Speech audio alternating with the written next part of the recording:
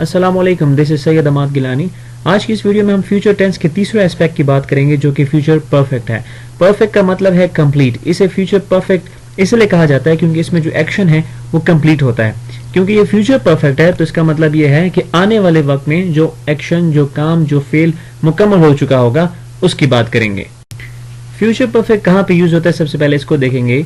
How long in the future मतलब आने वाले वक्त में कितना अरसा, यहाँ पे टाइम जरूरी है।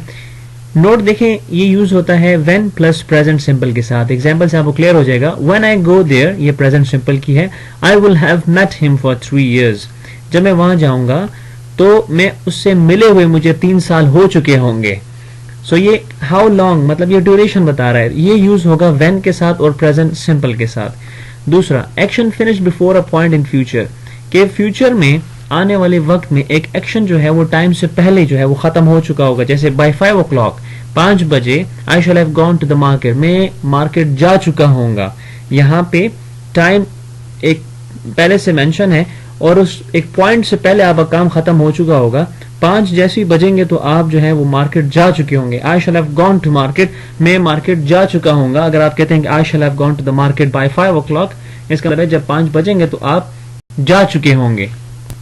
स्ट्रक्चर को देखते हैं। सबसे पहले सब्जेक्ट आएगा जो डूअर ऑफ एन एक्शन है। उसके बाद हेल्पिंग वर्ब है।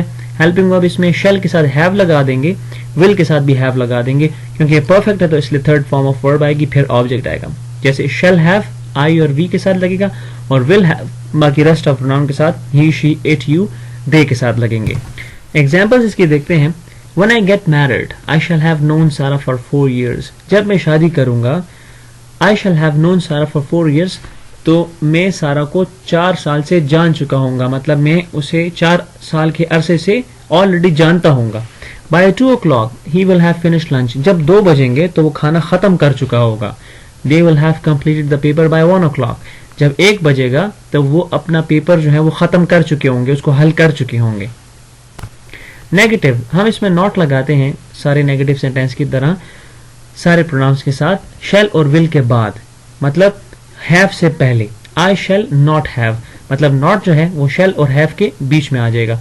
आई shall not have, we shall not have, you will not have, they will not have, he will not have, she will not have और it will not have. Last में हमारे पास interrogative sentence है।